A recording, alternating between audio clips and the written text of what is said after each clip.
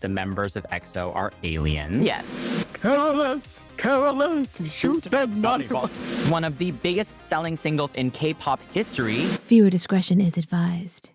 Your fave will be criticized. That's Chan. That's Kris. Welcome to CCTV, the non-stop pop show. And today we're heading to Pop 101 class and learning about EXO-K.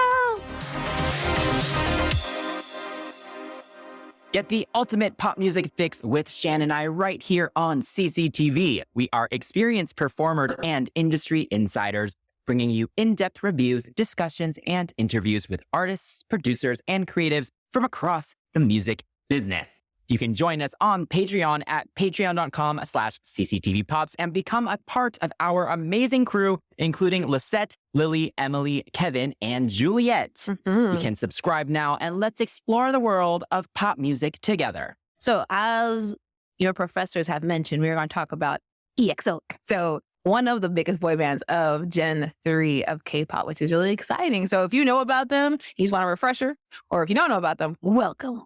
Yes. So yes. So do you like EXO? I know. Okay. I'm joking. I like them. I will admit, though, at first when they came out, I didn't really pay as much attention to them. Like, I listened to the album and stuff like that, but I was like a BAP fan. Like, I mean, I don't think people realize, like, before the BTS EXO, like, beef between the fans, there was a beef between BAP fans and EXO-Ls. Yeah, because they came out at the same time, same kind of concept. I'll get into that a little bit later. But yeah, I think they are some of the best music in K-pop and music in general, actually. I listen to them and I think, well, why can't this artist do this? Like, oh my God, this would be so great if like Chris Brown would have done this song, blah, blah, blah, before all the crap that happened with him. But even now, he could still kind of like take a page from their book. But yeah, I think they're really good. And I think their team put a lot of love into them as a whole. And before all this SM business with the company. Oh, yeah. Yeah, they were definitely we'll get to that. They're definitely a golden standard, I think, for like K-pop boy group for sure. Even girl group too. Like they're just a standard vocally. Dance-wise, they're not great, but at the time, some of them are. Yeah, at the time, they were like, wow, revolutionary. Yeah, I'm a huge EXO fan. I list them as one of my favorite K-pop groups. Yeah. Actually, it's one of my favorite boy bands. Like, not even just K-pop, honestly. They were the first SM group debut I got to experience in real time. Oh, shoot. Right? Because it was FX, you know, and there were a few years before EXO came. Oh, my God. Yeah. And I remember them being teased and stuff at like the SM Town, like the SM movie and stuff. So I was excited just to experience all of that in real time as a newer K-pop fan. And yeah, as I mentioned, they're still one of my go-to groups in general, but also to introduce people to K-pop, especially if they are from our generation who loves the whole their Western boy bands and girl groups, because they literally sound like NSYNC. Yeah. But not just NSYNC from like the late 90s, early 2000s, but they actually sound like NSYNC if they kept going. Yeah.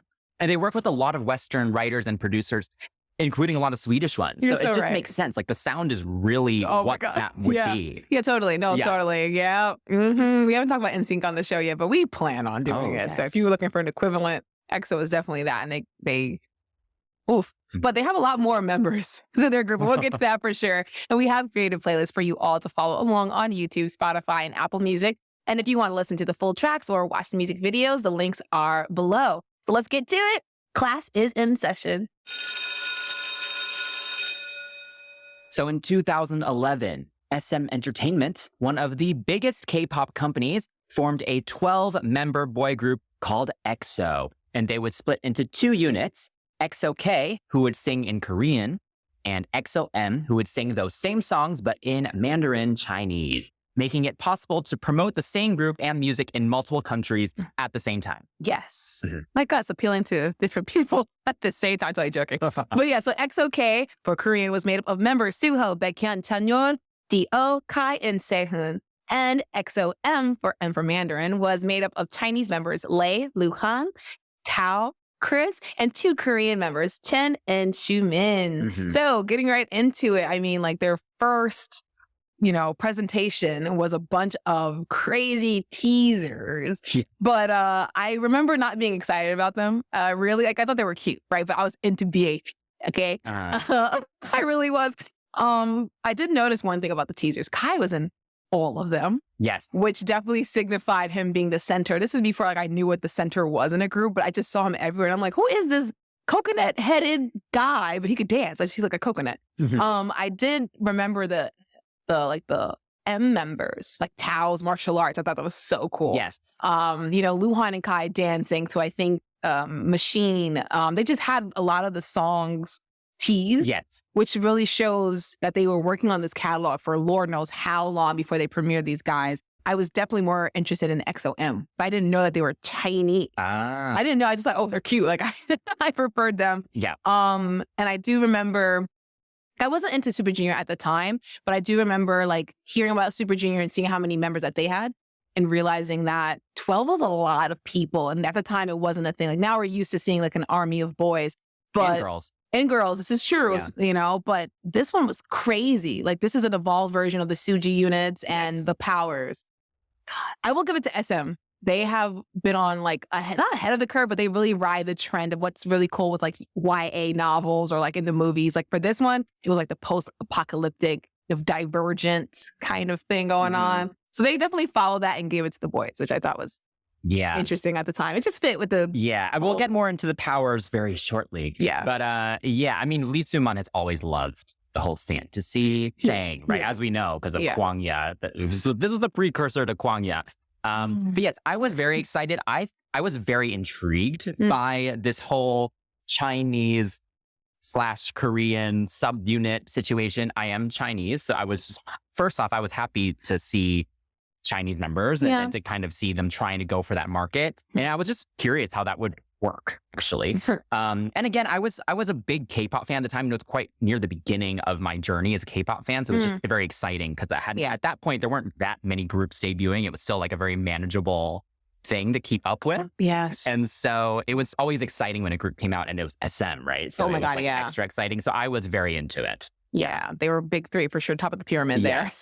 So before they released the proper first single, they did do a teaser performance at the SBS Gayo Daejin at the end of 2011. Yes, I remember. And then after those multiple teaser videos that you were just talking about, they also then finally released a couple songs, the pre-release tracks, What Is Love and History. I lost my mind.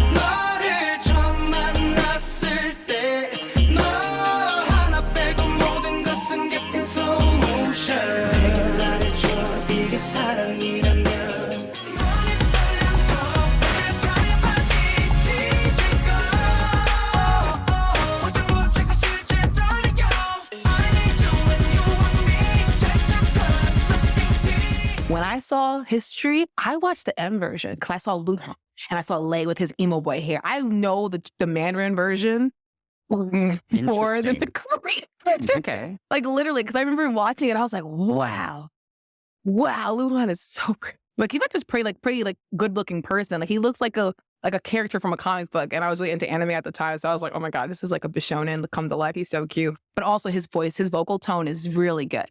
I think M as a whole just danced better to me as well too, because they also had Lay. What I did not know is when I went back to EXO-K, I was like, oh wait, they have better dancers here.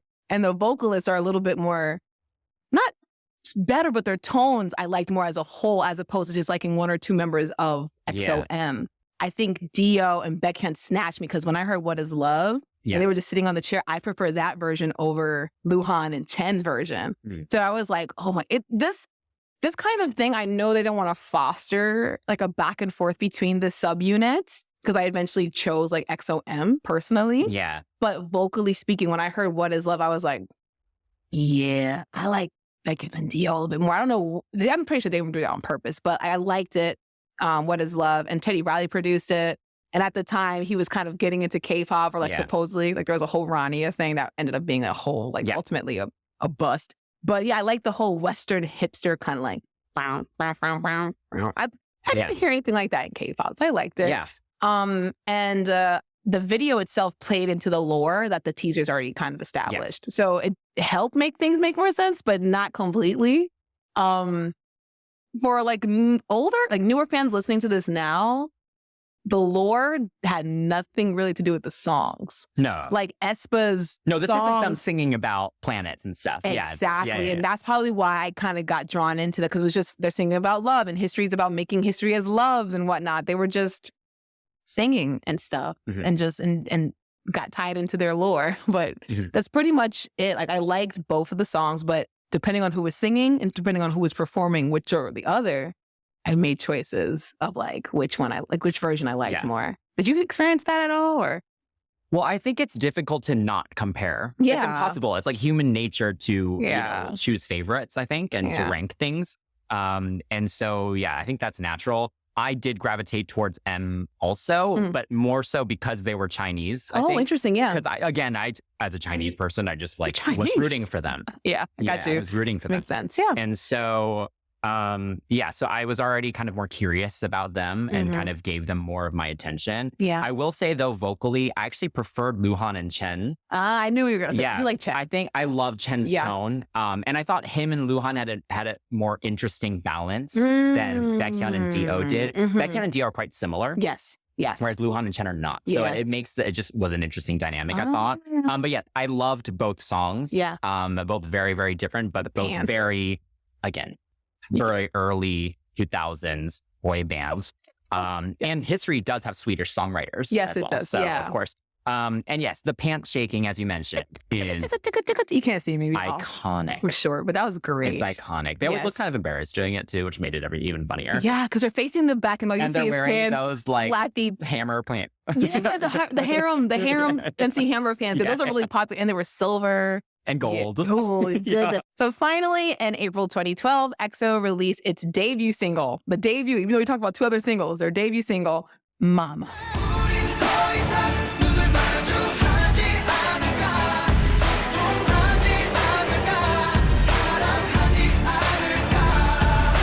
And Mama, with the song, music video, and the EP were all released in both Korean and Mandarin by the respective subgroups and received a ton of global attention. And the Gregorian chant is still remembered to this day, fondly by some, not so fondly by others. I'm on the former.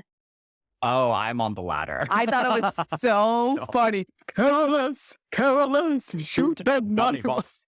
Random English. SM, I'm telling you, SM has the best English lines ever, okay? You want to talk about random English that was never checked? I looked at SM's like old catalog. It was so much fun. And I used to make my niece stand in my bathroom in my hoodies and sing, "Careless, nobody care about me." She was like a little kid in the hallway because she thought it was funny too. She's like, why are they in the hoods? Like, it was just, I think about so much fun memories from that video, you know? And I remember this video because the legend, the lore had a storyline finally added to it. In the beginning, there was like a scroll-like artwork. And the guy was like, in the beginning of Womba Legends. He was saying Womba Legends. For a year, I heard Womba Legends. So I was like, Womba Legends? What the heck is a Womba Legends? I thought that was great. I was not happy about Mama. I think because like all the songs that were teased in the like machine and stuff, like it all sounded again like NSYNC basically. And then this song came out and I was like, this doesn't sound like NSYNC. What happened? It's hard to take it seriously. It's not a good song, but you know. No, it's not a good song. I mean, I actually like the chorus of it. It's very dramatic. Yeah, it's very dramatic. The harmonies are really nice, but the song as a whole is just, I don't get it. I don't really understand why they did that. I mean, it gained attention. Yes. It commanded attention. Yeah. And it's memorable. Yes. So if that's what they're going for, then sure. Yes. But at this point, for sure, like every other song on the EP is better than this one. Oh, truly, truly. I mean, nothing will beat "Roll Like a Buffalo" on one of their songs with Key on the album, the debut album. But I think it was interesting for me because, like I said, I was into BAP at the time. So when I heard this, I was like, yeah, it's cool. BAP has better songs. And at the time, they did. They really did. And for what they were trying to do, like the intense stuff, BAP was doing it better for me. But I will say that as like a heavy metal fan, the screamo part at the end, I actually kind of like that. They tried something different. I'm getting the face here. Y'all can't, for those who are listening, I'm getting a eyebrow furrow. But I like that. Honestly, I'm not going to lie to you. I liked it. I was like, oh, this is aggressive. It's in your face. I don't know what's going on. Like, it was just something different. I do hate that was like Schumann's only 16 bars in an EXO song, but it's okay. That was the longest part I've ever seen Schumann have, ever. The EXO song. Oh my God. Even him? No, it's probably not, but they let it be him, you know? It's probably him. I'm just kidding. I'm teasing, but it was nice to kind of see it. And it definitely brought that first story to a head, right? It was like really intense. It was really like dramatic. They were like, you know, trying to escape from this planet and they're screaming about it. So it kind of brought the storyline to a head. Yeah, so the music video confirmed the overall concept that the members of EXO are aliens. Yes. And the name EXO actually comes from the term exoplanet, which is a planet that orbits a star outside of our solar system. Mm-hmm. And so, this alien concept has stayed throughout the years, with the members showcasing their unique powers, not just in music videos, but during concerts and also even in their solo careers. Like, for example, we reviewed Schumann's solo track and he's freezing things with his ice powers the whole time. So it comes up a lot, but they've actually done a good job, I think, of keeping it not overly... It's not like Kwangya, where it's like, oh my gosh, they're like keep mentioning Kwangya. I feel like they actually balance it relatively well. Yeah. They don't push it too hard. Yeah. Like the little references in the concerts are fun. Like there's one point, I think, like during Thunder, like one random spotlight will appear on Chen. You know, like little things like that, which really just for the fans. Yeah, it's like Easter egging as opposed to like, spice. They've always just kind of had an idea what they wanted for this group, for sure. But like I said, they never said in the song like, oh girl, let's fly out of here because Kris was a dragon. You know, like it was never that kind of thing. Yeah. That would have been so bad. Can you imagine if all their lyrics coincided with their powers? Oh Lord. You'd be hilarious. Okay, but which power would you want? Which member would you want to be? Oh, that's good. Okay. Oh, dang it. That's tough because it's like asking what kind of like, honestly, because Luhan was like a, he wasn't a unicorn. That was Lay. Lay was the unicorn. They all had symbols too. I forgot their symbols. Lay was healing. Healing. Lay was the healing unicorn, which is hilarious. I think Luhan's power of telekinesis is good. I mean, I was always like a Charmed fan, so Prue, Halliwell, and the movement. Yes. I like mentally moving things. That'd be fun. What about you? What kind of power would you want? Well, as a Sailor Jupiter stan, of course, I love lightning, but also I love Sailor Uranus, so wind would be cool. Oh my God, yeah. Leave a comment below if you would pick one of these. You have 12 powers to pick from, so pick one. Leave a comment below. Yeah, which one would you want? So both the EXO-K and EXO-M releases did well in their respective countries, and the group went on to be nominated and even win awards at the end of 2012. The group was working hard on their first album, XOXO, and released the title track Wolf in May 2013, which featured all 12 members singing in both Korean and Mandarin.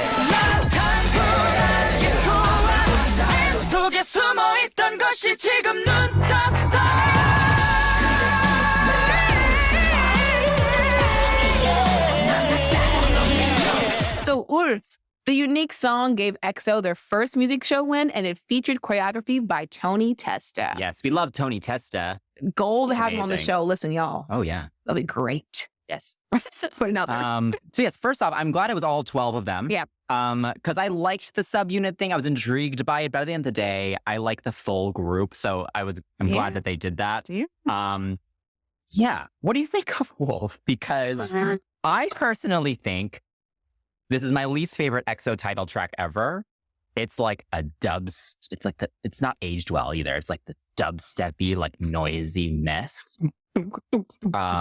However, though, going back to Tony Testa, their choreography and performance was amazing. Gorgeous. Like absolutely brilliant. Gorgeous. The tree formation is so beautiful. There's some really cool moments all throughout it. And I have to give a shout out to the Exoplanet 3 version where they did this. It was like a 6-minute version with like all these extended breakdowns and really cool projections and even more intense production. And that showcased the song at its very peak. And I don't think they ever need to perform it again because I don't think they can top that. Yeah, no. Yeah. I'm crying. Yeah. Honestly, when I first heard this song, man, SM was hopping on another trend. So it was Twilight at the time. Twilight was hot at the time, Jacob or not Kevin. That's the boys. Jacob. Watch our Pop 101 of the boys if you have not and learn about K-pop's EXO's. I think they're coming up after EXO. Just want to say that. Oh, that's the fave. They could. Oh, okay. I'm reaching. Anyway, Jacob or Edward. There we go. So it was in between those two, right? And they went for Jacob. There, I guess SM is Team Jacob. So the wolf thing was really cool. I do want to say that the things that got me about this video was like the tree. You know, it sounded like, you know, sounded very mystical in the beginning. So Chanyeol and his pimp hat, you know, Kris's haircut. Because at this time he was Ayo, what up, Kris? Because their showcase had gone and there was a lot of just black sense going on. So he was Kris at the time. So Kris had this. I had those. Yep. Braids. When I saw that, that's what kind of almost took me out. I was like, I don't know how I feel about that. Okay, so here's the thing. I didn't pay attention to him before, but when I saw those braids, I was like, why'd I do that? Yeah. I'm not a fan of the gangster rapper braids, especially since he was rapping. But aside from that, the structure of the song was crazy. Absolutely crazy. But I think now, even like looking at it and thinking about the whole like concept, it was meant to be a movie. And it's hard to sit there and put like an OST for a whole concept into one song. Because structurally, it is so strange. But it does, oh my God. The way music switches up now, this is child's play. Yes. Right? So it did change up quite a bit, but the production was pretty normal. Like, it sounded all the same, but what made it really weird was the top line. Like, right after raps, there's a chorus and a post-chorus and another section, and then the bridge where all these main vocals are having like a VH1 diva sing-off. Yeah! I do love that, though. Yeah. Chen was going off at the end. Yeah. I guess because right after the bridge, you have Baekhyun singing, and then D.O. singing, and then Baekhyun singing. What did I say? And like, what is going on? And then my favorite part is that ratchet. Sarang hey y'all. I don't know who thought that. Oh my gosh, that's terrible. Is that even one of them, or it's one of them pitched up? I think did Kenzie produce this? Because if Kenzie did, I could hear her because I don't know, but they have someone going Sarang hey y'all, and I hate that. I hate that too. Sarang hey y'all. I was just like, I got the ratchetest way to say. Like, I think of an American person like on the internet talking about some Sarang hey. That's what it felt like. Sarang hey y'all.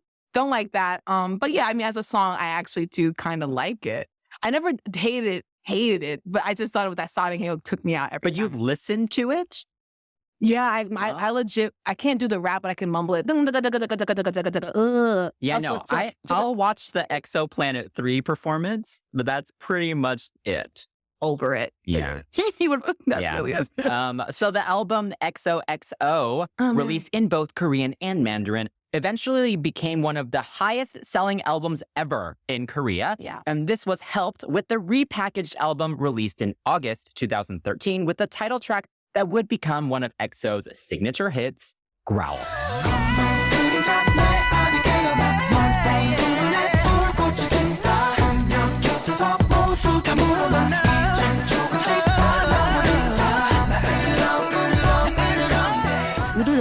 Yes, so as one of the biggest selling singles in K-pop history, and still is, Growl won countless awards and continues to be referenced as one of the best K-pop songs of all time. And the group even performed it a couple years later in 2018 at the closing ceremony of the 2018 Winter Olympics. Yes. Yeah, you know what? This time was interesting because like you could see, again, the wheels of SM's creative team, you know, going, right? You have XOXO, and then they were wearing like 88. And 88 in Morse code means hugs and kisses. And the album's, you know, hug version and the kiss version. And then you get the wolf, and you're like, okay. And then you get growls, like, oh my God, wolves growl, ha ha ha. But then you get this song that's actually a song.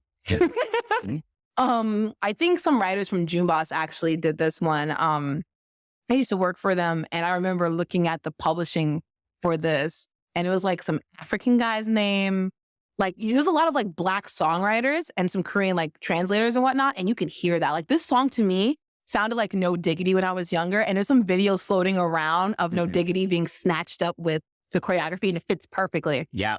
You know, things like that just made me go like, wow, I think SM as a company has always been willing to outsource different writers as opposed to just being like, oh yeah, you know, this is easy. Let's just make it like palatable for our market. Like, they were thinking global. And I appreciate that for sure. And it's crazy that right after their first album, they blew up like this, because I remember at the Mama Awards, it was BAP and EXO, and there was a beef. I was like, BAP. And they announced as Best New Artist, Busker. I was like, who is Busker? You don't even talk about Busker anymore, right? Unless you're like a huge fan. That's how crazy it was. So for them to go from like nothing to something like this, absolute glow up. I really do enjoy the harmonies of this song. Like there's harmonies in the bridge. There's harmonies, of course, in the chorus. That's just SM. But you could hear them sometimes even sing it now. And they're holding handheld mics. They'll actually sing the harmonies with each other. Kyungsu's red hair. Dio, by the way. Suho in those shorts with the leggings underneath them. Speaking of which, in the video, I feel like the first version of the video is more well known because even though they're in that basement and dancing in the schoolboy outfits, people know that more than the second version of the video that came out, which is when they're in the warehouse above the basement. Yeah, well, that one felt more like a regular music video. Yeah, which is interesting because that video was just like a performance video. Kai drops his hat. I feel like that was supposed to be the real music video, and everyone, they could just tell that the performance one was the one to go with. Yeah. Which was the right move because the choreography is amazing. Yeah. I think Growl, I've said, is still one of my favorite pop songs ever. Yes, honestly. And it's just such a cool song that's got a perfect hook. They sound great, as you mentioned. And I actually had to remember reading that they had wanted to release Growl earlier on. Like they had Growl from the very beginning, but I guess they wanted to show off their like performance abilities and just do some more dramatic stuff with Mama and Wolf before they launched this one, which ended up working out for them because I feel like their popularity was already there. So the song was probably even bigger because they waited to release it. So yeah, Growl is so good. It stood the test of time. I still listen to it a lot. I still watch that music video a lot, actually. So yeah, and the album was great. The album had some really great moments. Black Pearl, My Lady is still one of my favorite EXO songs ever. Quality was there. Yes, solid boy group album. For sure. And like they were definitely like starting to influence a lot of the things that happened now, like the yearbook photos of that time. People do yearbook photos now, the schoolboy thing. Not saying it was a new concept, but because they were so huge, you can start to see the trickle-down effect for sure. And at the end of 2013, the group released their first winter single and EP, Miracles, in December. And this became somewhat of a tradition for the group, with multiple winter singles and projects that charted very well and continued to appear in the charts every winter season. And in May 2014, the group split back into their respective subgroups, EXO-K and EXO-M, for the release of Overdose.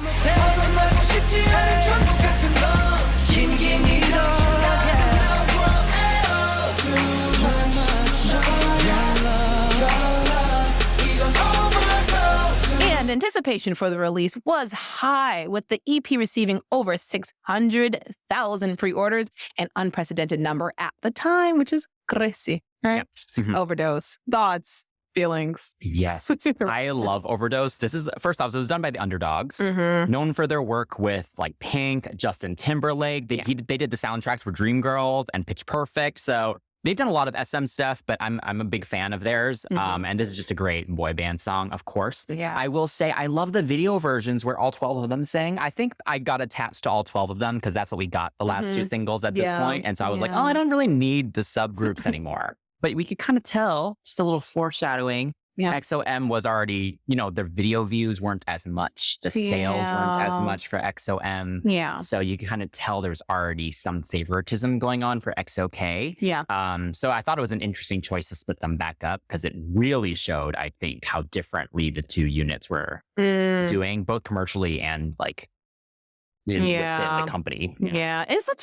It's such a shame because even by then, I don't think I actually like had a serious bias. I think I liked Dio at the time because I watched like a fan meeting and he did like a beatbox of like my humps, ironically enough. But I was like, oh, I like him, but I still liked EXO-M. I was still following them like as a fan at the time, as an exotic at the time. If you know, you know.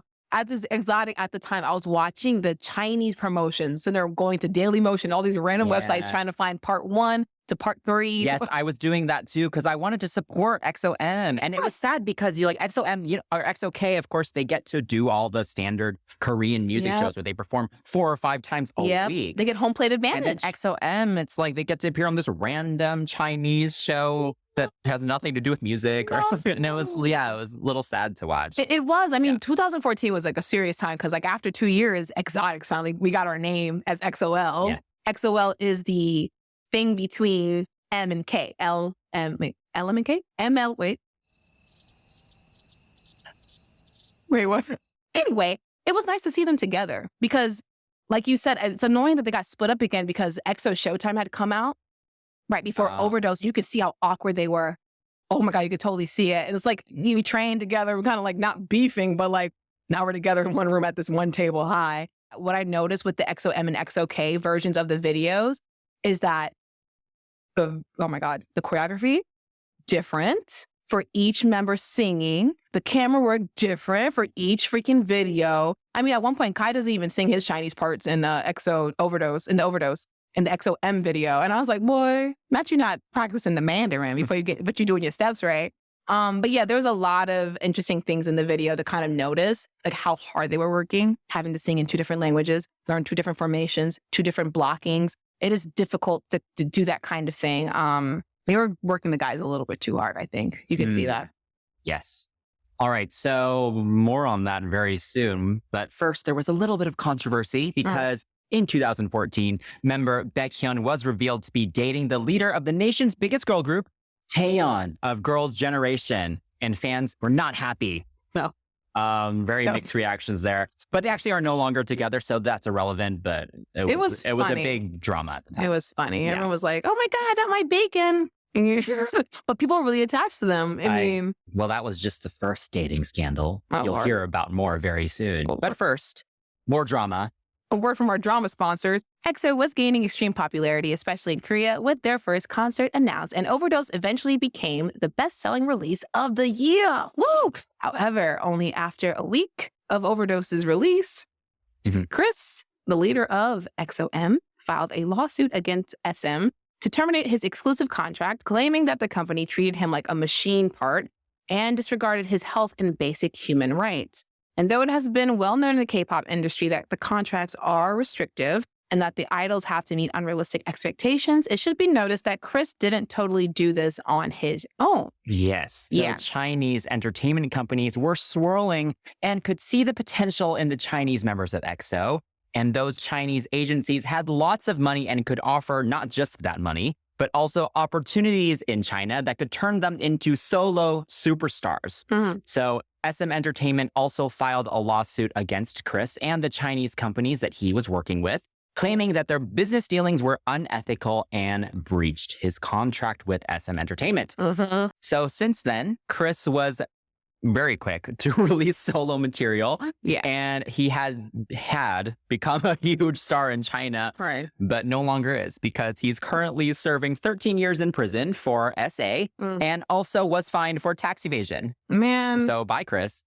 It's so annoying because he actually was my favorite for a little bit. Not my favorite, but I liked him. When you're an EXO-M fan, like you like all of them. Like, that's the kind of person I was. It took me a while to get biases in groups, but but for them, I like them. Like, he ruined it. But yeah, around this time was like the first time I heard about slave contracts. Like hearing of 10 to 15 years from any company, like that's what we would call giving someone the best years of your life. I can't imagine that now. I mean, Suju complained. JYJ was the first, actually. Can you imagine reading that kind of contract as like a Chinese Canadian immigrant? Like, how do you decipher that? How do you decode that, knowing what you're signing up for, not knowing that you would be told to, run around with like 12 other guys? Like, whatever the situation was, if you got offered a lot of money, good for him. But it just sucks that it went down like this. But yeah, it was rough to see that because a lot of fans were really nasty toward him. Like me, I was kind of like, oh, dang, he's gone. That stinks. But a lot of people took it to heart. It's kind of like when we interviewed Melissa from Dream, like if you want to make it, you got to sign this contract. They have they don't have any power in this situation. So I think they did know they were getting into these crazy contracts, but that was the only way to get your foot in the door. And so that's just the way the music business is, unfortunately. Yeah, I am actually surprised after what happened with Hangang from Super Junior that SM wasn't more prepared for this to happen. Like, that's what I'm saying, right? It doesn't make any sense. Yeah, I find that a little weirder. Like you were saying, I think they were clearly being pushed to their limits physically. And also, Kris mentioned they had no say creatively. He did not like the music direction they were going in. And they also started off in extreme debt, as a lot of musicians do, but especially in K-pop, because you have to make back what the company spent on you before you get any money. And K-pop's expensive. Those music videos, those costumes, like it's a lot of money. It is. And it's a group too, and it's 12 members. So think about how much money they're spending on each member. Yeah. And one album, it costs the same as, a solo artist's album, so it's even harder to make back the money when you have that many members. So yeah, I personally don't blame him for leaving. What I didn't appreciate is, from what we know, he didn't actually tell any of the members what he was doing. That's why I was like, I don't like that. And they actually had a concert a week after that. So they had to rejig the whole concert without him. So I more so feel bad for the other members. But honestly, you do what you need to do. Yeah. Like, he wasn't happy. He wasn't being treated well.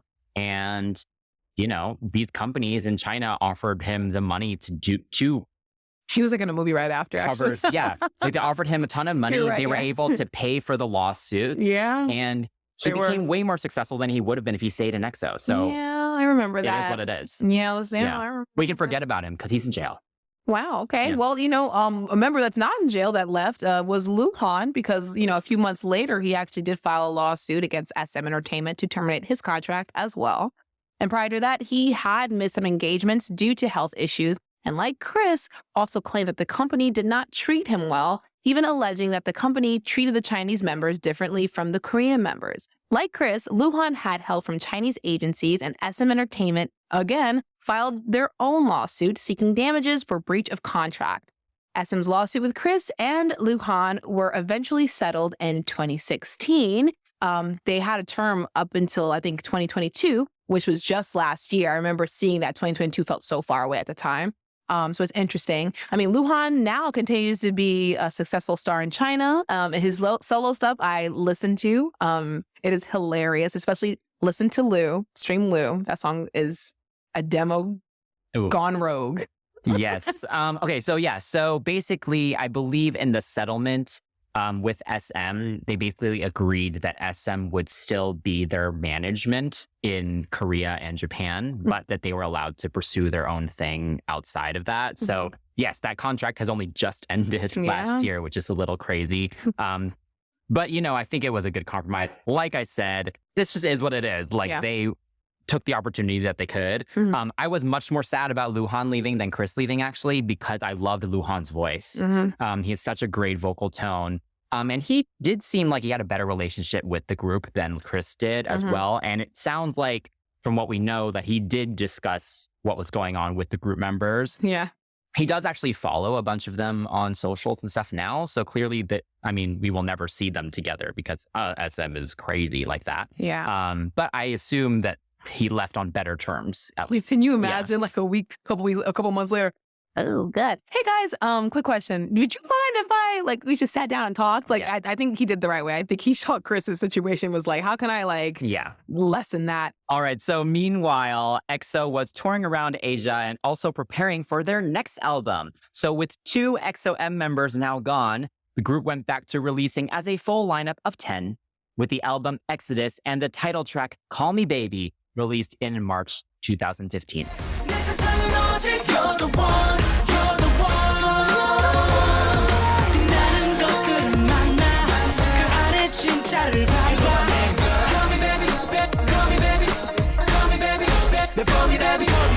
So is this my favorite EXO song? Maybe. It's up there for sure. Yeah. Because again, just one of the best boy band songs of all time. I talked about them sounding like NSYNC. This song could literally be an NSYNC song for sure. And, I think all the drama actually did help bring the rest of the members together. The chemistry in this music video and the performances are really, really good. And the styling was a little better. It was more mature. It was more slick. And yeah, this song is it's slightly cheesy, which we love in a boy band song, but it's cool. It's cool. And there's some sexiness to it as well. So it's just a great balance. You can actually find the original English demo on YouTube or SoundCloud as well. And the original English lyrics were Call Me Daddy. Thank the Lord that they changed that. Oh, yeah, I remember that one. That was a fun conversation to have. The song was played constantly, for sure. It was fun. I remember being in my mom's car listening to it over and over again. It was really bad. But yeah, they had a lot of good performances. I remember this one Music Bank performance where they had the couches and they were running through the stage, and it was really fun.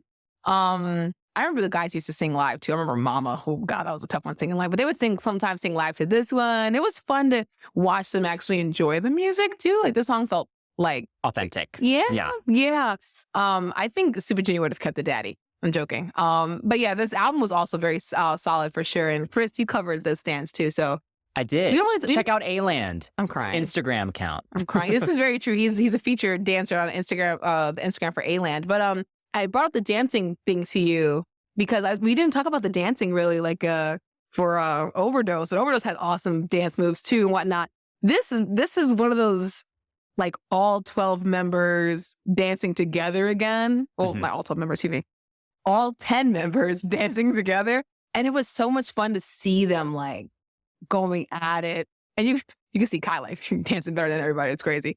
But yeah, I think this is one of my favorite choreographies from them because it's not super complicated. It wasn't like wild, like wolf. Just great musicality. Yeah, that's what I meant to say. It's great musicality and just good boy band choreo, honestly. And yeah, as you mentioned, the album is so good. Yeah. Playboy was written by Jung Hyun. Transformers, awesome. Yeah. Hurt is a little more mature. Like, just really solidified them as just a top-notch boy band. And like, yeah, such solid albums. And that would continue for sure. So even with all the performances, member Tao wasn't able to promote with the group due to multiple health issues and withdrew from them to heal. His father publicly posted a letter without Tao's knowledge, detailing Tao's injuries and noting that he needed to force Tao to withdraw as these injuries had long-term consequences if he didn't rest. And Tao's father also claimed that he attempted to resolve this directly with SM, but this didn't really work. So, he kind of took matters in his own hands and posted on Weibo. But more on that shortly. We'll get to that. The remaining 9 members of EXO had repackaged their album and they were ready to go. And they released Love Me Right in June 2015.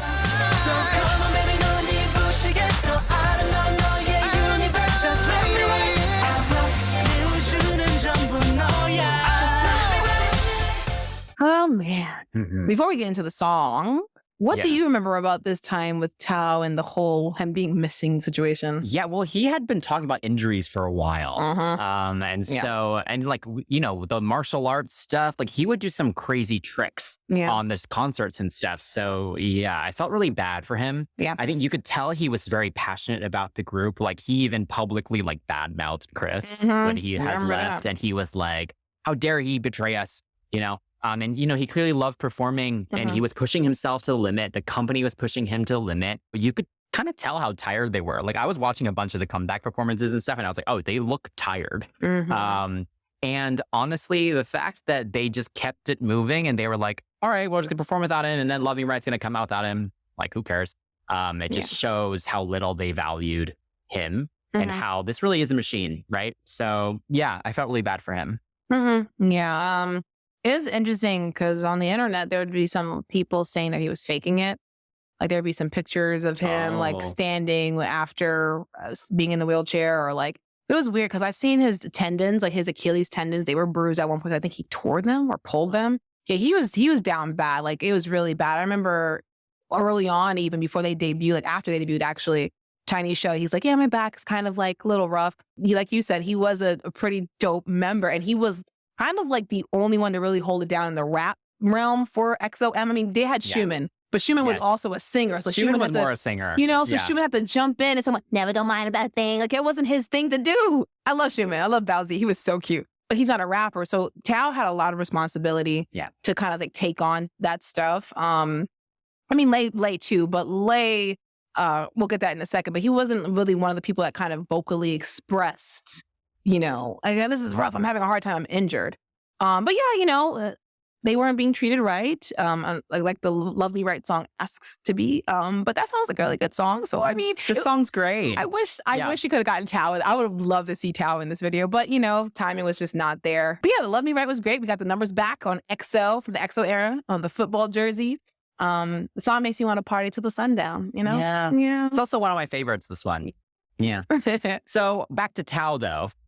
Like Kris and Luhan, Tao did file a lawsuit against SM Entertainment in August 2015, noting the unfair contract and mistreatment. And just like before, SM filed their own lawsuit right back at him. But actually this time, SM won in Korea, but they did lose in China. So a slightly different situation and maybe partly why some fans felt he was faking, right? Because, let's be real. He was definitely being pursued by these Chinese companies at the same time that the other two were. Yeah. But again, just based on what he was saying at the time, based on what he said since then, it does feel like he didn't really want to leave. You know what? Yeah. Because I feel like he doesn't, even now as like Z-Tao, he doesn't really trash them. Right. I've noticed that. He'll say certain things, but nothing like, life was hard at a certain time. It was rough. But even when he's like giving advice to people on lives or whatever, like talking and trying to be like a mentor in a sense, he's never been like, oh yeah, there's one company. It was just, you have to work hard. Yeah. You know? And I'm going to guess, this is just my opinion, so I'm not assuming anything, but I would think that after discussing with his father, who was very vocal about it and did go to SM to try and figure things out and just kind of looking at his options, just like the other two, it was like, look, at the end of the day, you'll be treated better if you go to China. Just do it. Yeah. That makes sense. That's what I do with my mama. Well, what about Lay? He was the only remaining Chinese member, and fans were very worried that he would also leave. And SM probably felt the same because they very quickly set Lay up with his own workshop, in quotes, in China, because what is that? But in interviews, he stated that he would not leave EXO and that he made a promise to his members that he would always be a member of EXO. But he did start his own solo activities in China, appearing in various television shows and movies and releasing solo music. Yeah, I actually followed Lay when he went to China. I like his solo stuff. It's actually stuff that I feel like he's super proud of, you know? Yeah. Stuff that he's actually participated in because he's got a lot of musical talent. He plays the guitar, he sings well, he dances, he writes. He's a very talented dude. But again, when you're shoved in a group of 12 and then you're a Chinese member and then you only get to sing on the Chinese songs, and then when we get put as a group, you get to sing sub-vocal parts. Yeah. It's a little rough. I mean, he did get center for like Udodong at the end in the circle. He does get center for certain things if they do like Call Me Baby, like he's in the center for the Chinese version. So I guess that was cute. But yeah, I mean, SM, good on them for being like, listen, if you don't leave. Yeah, first off, going back to what you were saying earlier, Lay is super, super talented. Yeah. But is he a lead vocalist? No. His tone is very similar to Suho, so they would fight for parts, I think. And is he an amazing dancer? Yes, but then they have Kai. And then Sehun right after. So it's like he never really played a really pivotal role in the group, unfortunately, but he is a star. And so him going solo really did make sense for him. But I am very thankful to him that he did stay. I mean, it helped obviously that SM finally got their act together to give him stuff because I'm sure he was being poached as well.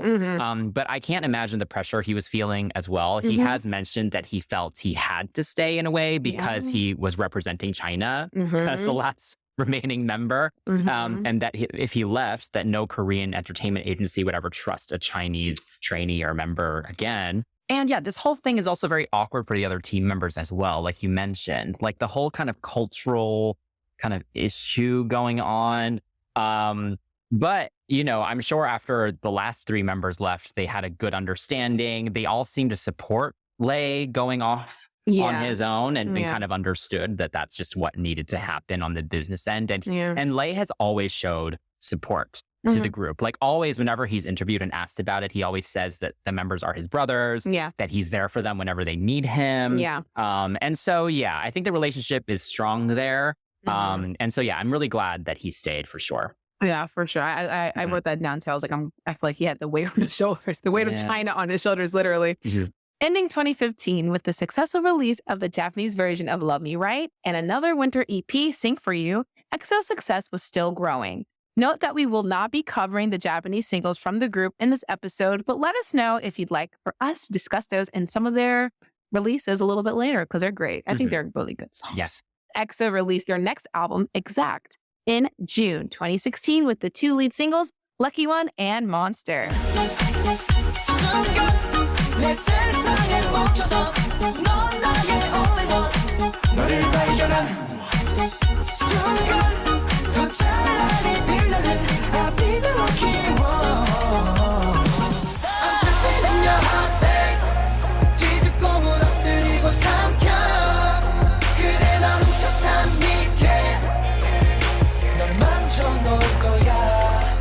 And the group broke their own record for highest first week sales in Korea, and Monster even hit #1 on the Billboard World Digital Songs chart, which was groundbreaking at the time. I know that happens all the time now, but you fans don't understand how amazing it was every time we got these little accomplishments, right? Yeah, seriously. Anyway, we love a double A-side moment. Yeah. You know, all the UK groups used to do that, so that always reminded me of that. Lucky One is good, but it feels a little redundant. It feels a little like Love Me Right Part 2, and I like Love Me Right more. But I like the overall idea of pairing a bright song with a darker song to just show their range. And I do like Lucky One. I just didn't think it really was innovative in that way. But Monster, though, love Monster. That chorus is so good. Again, you get those great harmonies. A little more sleek this time. More mature progression from Overdose. But yeah, what did you think of the double A side?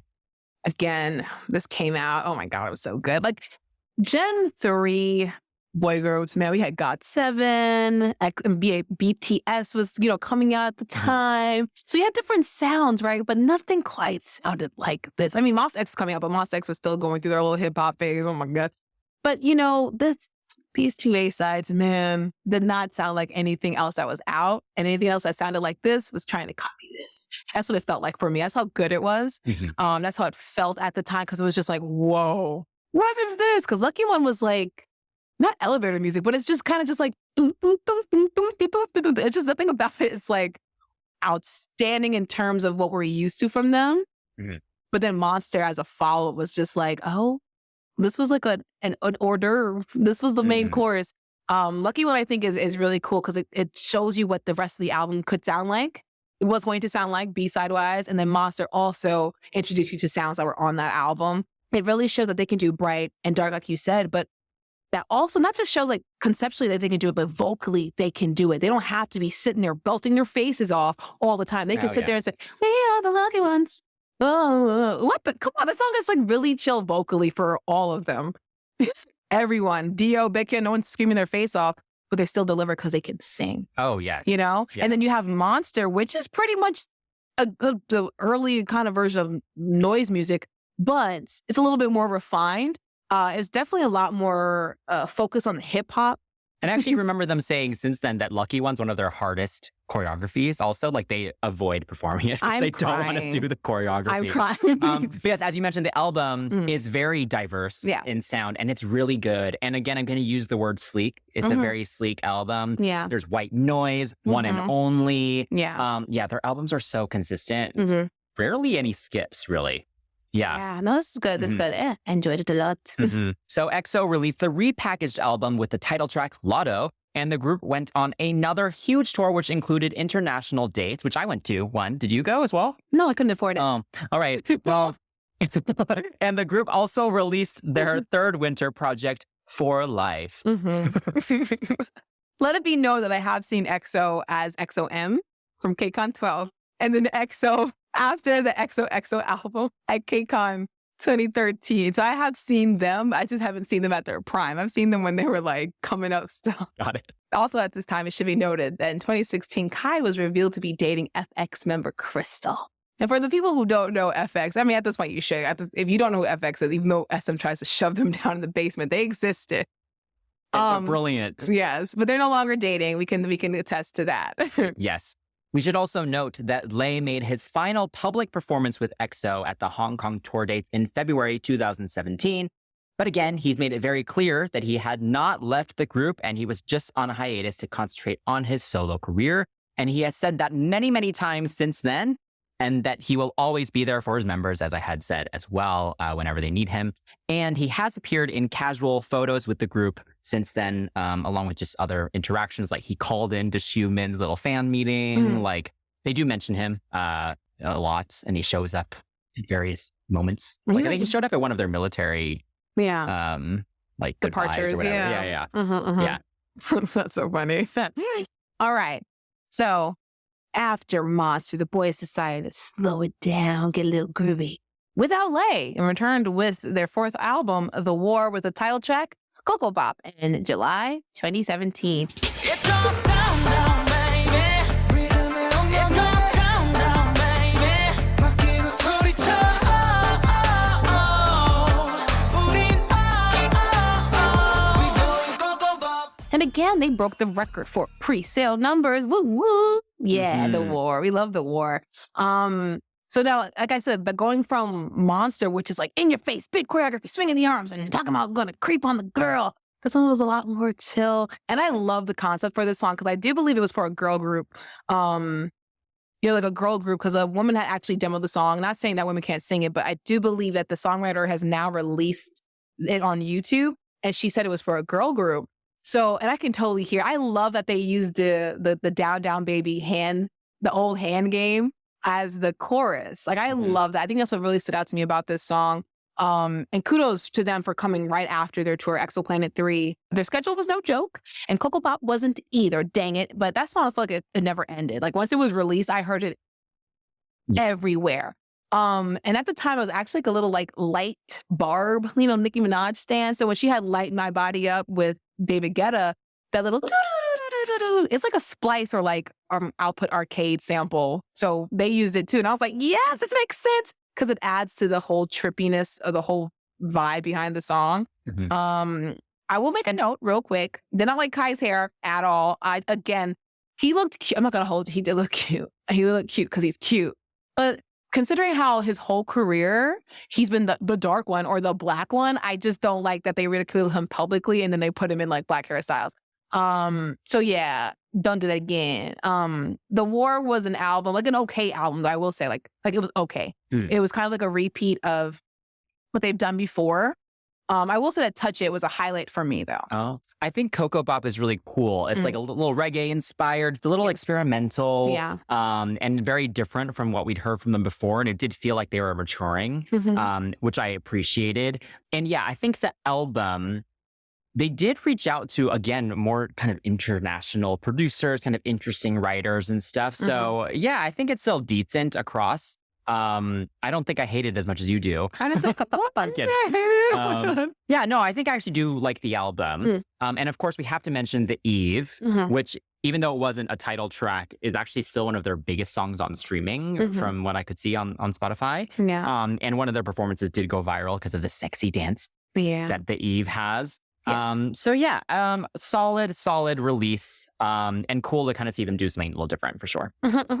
So prior to their next tour, the group released a repackaged album, The War, The Power of Music, with a cute little comic book album. It's so cute. With an EDM title track, Power, making The War album EXO's highest selling album so far. The group ended 2017 with another hugely successful winter EP titled Universe.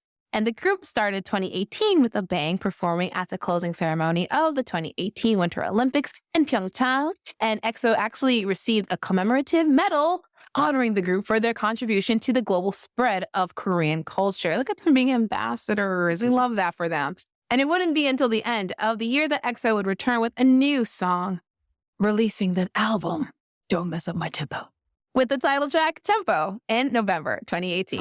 Don't mess on my tempo. 들어봐 이건 충분히. I said don't mess on my tempo. 그냥 얘만 훔칠 뿐. 어디에도 앞설 리듬에 맞춰 1, 2, 3. And again, Tempo was a huge commercial success. And with all their sales, they actually surpassed 10 million in South Korea alone, which again was unprecedented at the time. So yeah, it's kind of crazy how big they are. They're sometimes referenced as a nation's boy group. Sometimes it's Big Bang. Sometimes it's BTS. Generations. But they're up there. You know? They're up there for sure. Yeah. And yeah, I love Tempo. It is, again, very cool. They started getting very cool by now. But again, kind of experimental. Like the structure's a little odd. I especially love that a cappella section. It's so cool, very unique, and it lasts quite a long time before those final choruses. And the vocalists really shine in this one. Beautiful harmonies. I will say I don't love the vocoder part. Oh, really? Interesting. Especially because they lip sync over it and it's really unnecessary. I mean, you have to sing to get that vocoder. You know, you have to sing it to get the filter put on. Yeah, but they don't need to lip sync over it when they perform it. I wish they would just let them vocally, like, actually do it. No, just have it play in the back. Yeah, but Schumann needed the part. Stop being rude. Let Schumann have his part. Try to get Schumann. Baekhyun does it once too. I'm teasing. I think stylistically, because the song was kind of like funk, almost like George Clinton and Parliament, kind of in that little funky kind of area. That's why it made a little bit of sense. Things like that just reminded me of like older, like Black music sounds. And so I looked at when I heard the song, I'm like, what did this break-it song? It was a bunch of Black writers. But yeah, I just felt something in my spirit when I heard this song. Because it felt like Boys to Men, Motown Philly. At the end, that doom doom doom doom doom doom. Oh, interesting. Yeah. You know, so I was like, who the what? Boy, these harmonies are giving me church. I played for my church pianist friend. He goes, oh, he started playing on the, he's like, this is church. But yeah, this album was actually really fun. The song itself is good. I think this is, like you said, because it was so experimental, instrumentally not crazy again compared to what we hear now. But top line wise, again, it's one of those things where it's just like they were willing to actually switch up what was happening vocally. That there was more raps than there were singing, and then the singing came in, and you're just like, wow, am I ascending to heaven? Songs like Sign and With You and Bad Dream on the album were good, and the album had a really good collection of their best sounds. Like it really holds up in terms of like how modern it is. Like I listen to it, I don't think, oh my God, this is 2010, isn't it? Like with the History album, I go, oh my God, this is a sign of the times. This album doesn't do that. So yeah, this is actually, I think, my favorite EXO album as a whole. I think every song is quality. Yeah. Big shout out to Ooh La La La, which that's the one they promoted as the B-side track on all the music shows. And I love the choreo. I love 24/7. So yeah, really, really solid project for sure. And we want to note that though he did not promote with the group, Lay did participate in the recording and briefly appear in the music video. And we mean very briefly. We're talking 2 seconds in the Korean one and maybe 8 seconds in the Mandarin one. But Lay had actually become a massive, massive star in China. And though he was busy, and this definitely contributed to his inability to promote with EXO, we should note that China had instilled a Hallyu ban in 2017, meaning that Korean entertainment, including K-dramas and K-pop, were banned in China. So this prevented many K-pop groups from touring and doing other activities in China. And though this has been partially lifted since then, it is actually still in effect as of the start of 2023, which is interesting. But Lay was especially affected because he had become a public ambassador, and it was actually a bit risky for him to promote heavily under a Korean label with the Korean group, because it just caused extra tension that was kind of unnecessary. I've seen a lot of people talk about it on the internet, and they're like, but what about Jackson from GOT7? Like, what about like these Chinese members from this group? And it's, Lay, first off, was actually bigger than all these people. That's how big he is in China. And SM already kind of was a little touchy, right, with some of the China relations that they had dealt with previously. So yeah, it just wasn't worth the risk, unfortunately. So yeah, I mean, he was busy, of course, doing his own thing, but even if he wanted to go back, he probably wasn't allowed to. Yeah, you go back, don't come back. Yeah. But yeah, so in December 2018, the group released a repackaged album with the title track, Love Shot. It's the love shot.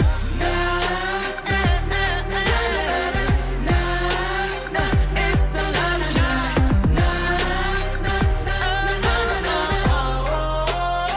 It's the love shot. Oh boy, this one's delicious.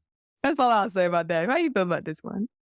Yeah, I think the choreo is amazing. It's among the group's best for sure. But the song on its own is actually not one of my favorites. Oh, yeah, I hear you. But it's made to be performed. I think I was reading about it, and I think even the writers were saying like they meant for it to be performed when they were writing it. But it's funny watching all the performances, because I will say some of the members do the sexy thing a lot better than Chanyeol's others. Terrible. Don't watch Chanyeol do it. It's so funny. He's a Keebler elf. He's a sweet, sweet man. But him being sexy, I just don't get sexy. Yeah, it's just funny. It's just some of them can't. And also just like physically, some of them just body roll better than others, you know? When you've got Kai there, it's kind of hard to match him, but it's just kind of funny because they all do it kind of differently. Oh my God, yeah. But big shout out to that performance. I think it's at one of the end of year things where Kai does his big solo at the beginning with the rose. It has like 30 million views on YouTube. It's such a good performance. So yeah, I love watching them do this one, but yeah, not my favorite. I'm crying. You know what? I like the song like sonically. I do. I think it kind of just slots in with a lot of like chilled out, like, you know, with your man songs that I would just play in the back like I have a man. But my point is, it's one of those songs that I would play if I did have a man. Like nothing crazy, nothing to distract you too much, as you get what it's saying, you know? The na na na na na. It's very hypnotizing. And yeah, you're right. The choreography does aid ate it so very well.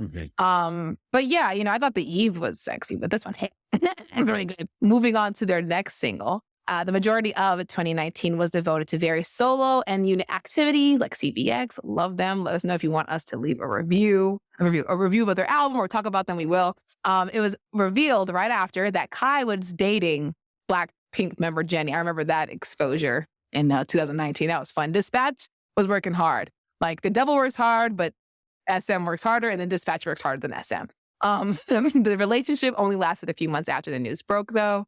And in addition, Xiumin and Dio began their mandatory military enlistments, and the remaining group members announced a new album for November 2019 with the title track, Obsession.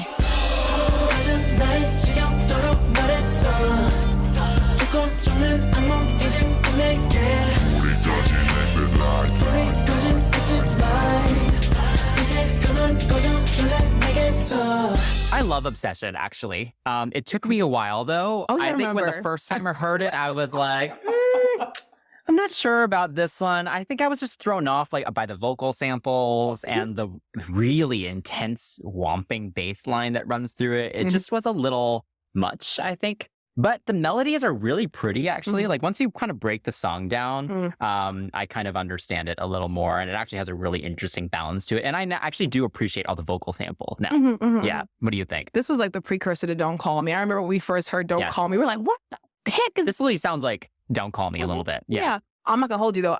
The way I reacted to Don't Call Me is not the way I reacted to this one. I heard this and I was like, yes! Really? Yeah, I freaking loved this song when I first heard it.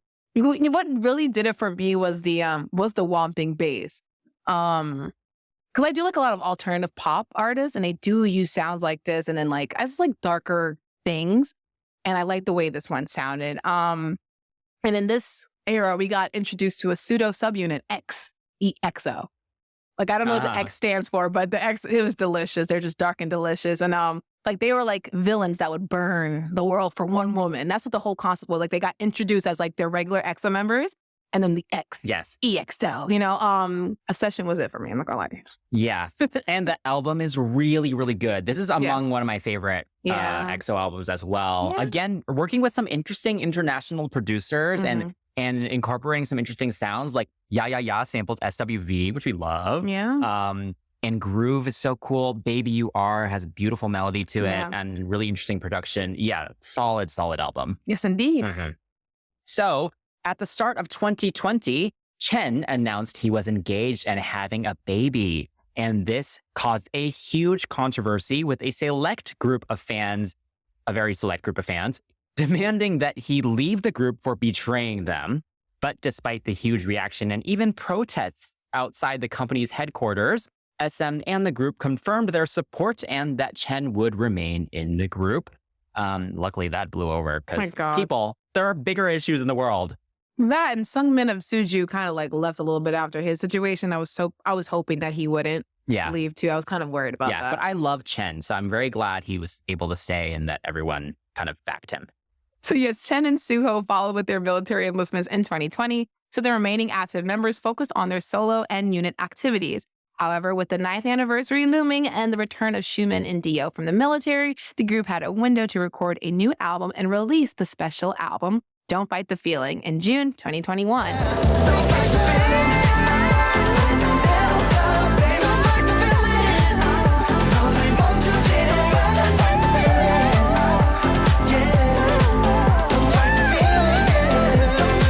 And although the pandemic blocked Lay from joining the group physically, he was CGI'd in like a Marvel character and also recorded vocals for the whole project. Woo! Yes. So what do you think of Don't Fight the Feeling? Boy, go straight to the video. That green screen video. Wow, goodness. I don't know what's going on, but yeah, goodness. But back to the song. I remember listening to the song and I heard Kwangya for like a second. I'm like, what the Zetas? Oh, they were never part of Kwangya. They're on a whole other planet. They're exoplanet. What? Like, I was going off. Because yeah, if you're new here or if you're not new here, you haven't watched any SM videos or anything like that. I hate Kwangya. I've learned to appreciate a little bit more after the last episode recently, but I just can't, and I hate that they got thrown in there. The rollout for this album, though, this special album. It felt worse than what they did for SNSD for the 10th anniversary. Like, at least they got to perform it live. And I get there was a lot going on, but dang, at least record like you guys set a up special stage. Yeah. Y'all did it for Obsession. They did a special stage recording. The pandemic was still going at this point. Okay, I get that, but also, I think if I'm not mistaken, didn't Baekhyun then kind of go to the military right after? Yes, he did. Yeah, he did. So, but again, it's one of those things where it's like we can make all these people. Well, this is happening, but you guys plan everything else in advance. You couldn't just like grab them for one day. Oh, again, not my business, but I just felt like the way they did it was just a little bit like sucky. And Baekhyun does not necessarily have to be there for y'all to do it. I mean, okay, at least we got something. I wrote down in my notes, so I said at least we got a video in the middle of a panini. I'll take it. So I do agree. I'll take it. The album did have Paradise, so I did enjoy that. You know, the promo was lackluster, but the album wasn't, so that's good. Yeah, I'm more grateful than you are. I'm glad that we got something because I don't think they were actually planning anything. From the interviews, it sounds like Dio and Xiumin were just like, no, we have to do this like now before you guys go. Yeah. And they were very much a part of that. So I feel like it wasn't even in the plans and it probably was put together very hastily. And I, of course, as a lay stan, was very excited that he was back. Yeah. I thought the CGI was a little distracting, but I appreciated that they at least tried to put him with the group. And he did learn the choreography as well, unlike in Tempo where he didn't.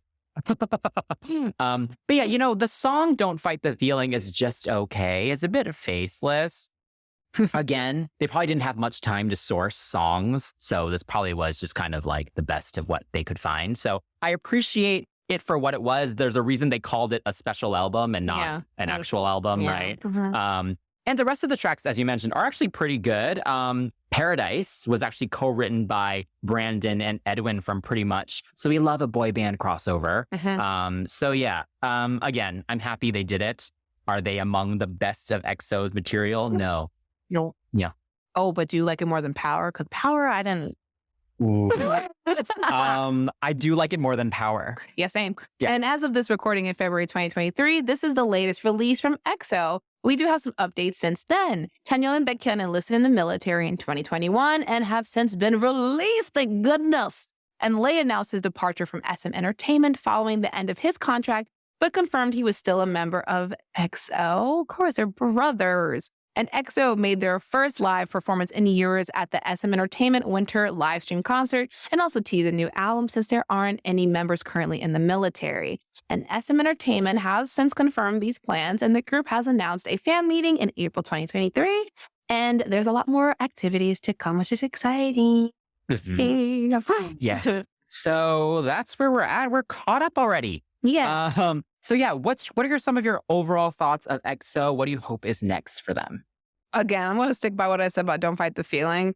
Considering how things are going, I feel like they're kind of getting at that like, well, and time to hit the old dusted trail. I feel it from them. You know, I do. Like they've been training since they were kids. They've been with SM for about 20 years now, right?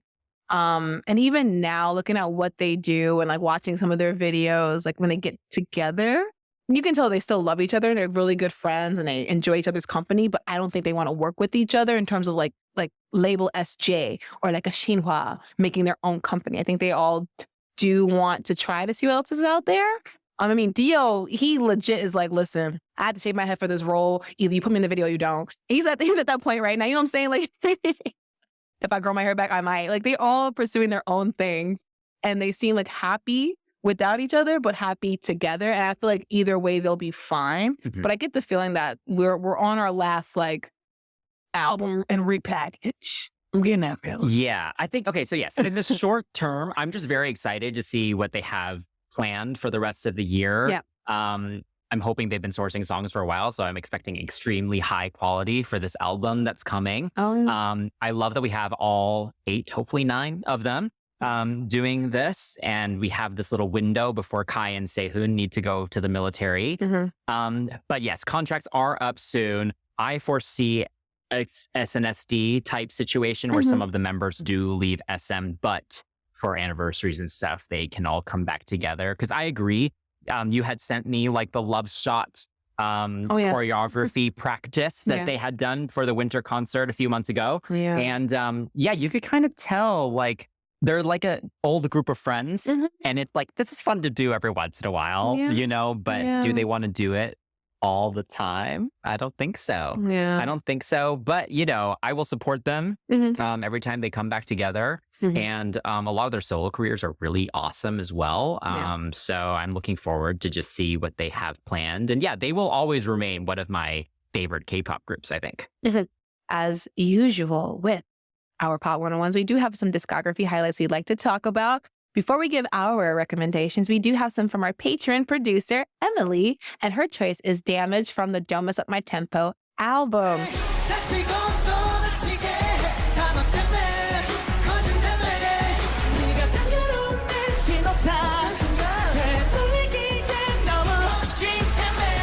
She says it's a great R&B pop song that you can both sing and dance the hell out of. Yes, good one for sure. We also had our friend and journalist, Jeff Benjamin, contribute his favorite as well. He wanted to recommend El Dorado from the Exodus album.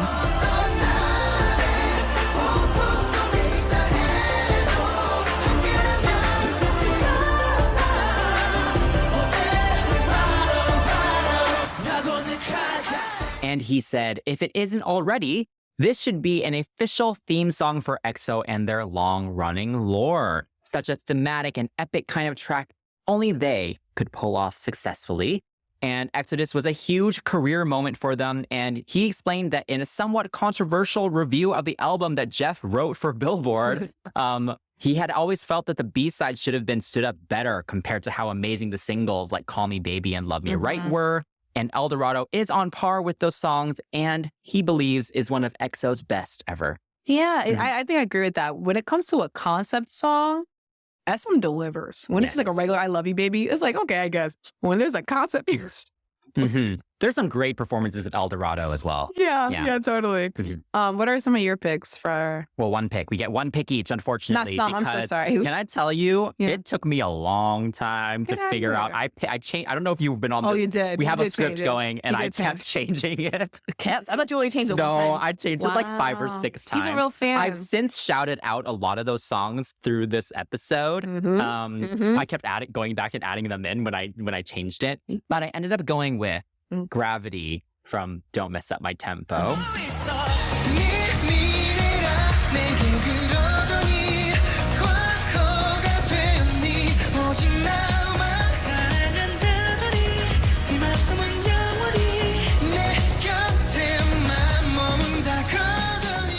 You know, I love a dance pop R&B crossover moment, and this is just the perfect example of it. There's an interesting melancholy and yearning for it. You know, we love the crying on the dance floor kind of vibe, and this is very much that. The vocals are top-notch. The production is very glossy, very sleek. I love the word sleek for EXO, apparently.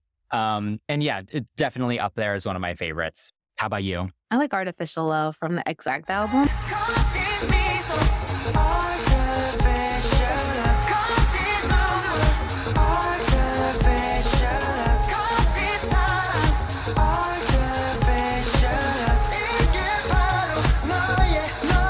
What made me like it? I heard it, but then I saw the performances of it with the cane and the grinding. But besides the grinding, I just like the song. I know I'm very energetic as a person, but a lot of the songs that I end up picking are like garage tracks or like future bassy and like sounds like a fashion show. And this song kind of has that feel.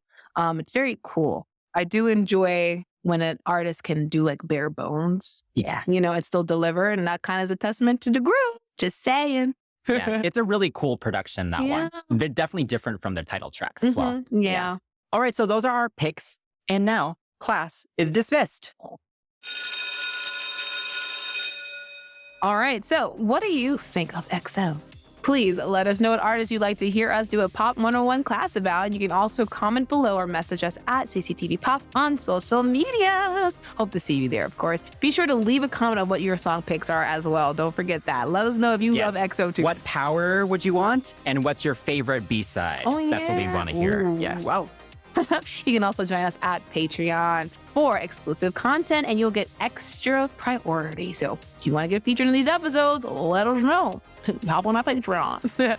Don't forget to like, subscribe, and turn on notifications for our channel. And if you're enjoying the show, give us a rating and review on your favorite podcast platform. Until next time, that's Kris. That's Chan. And we are signing off from CCTV, the Nonstop Pop Show.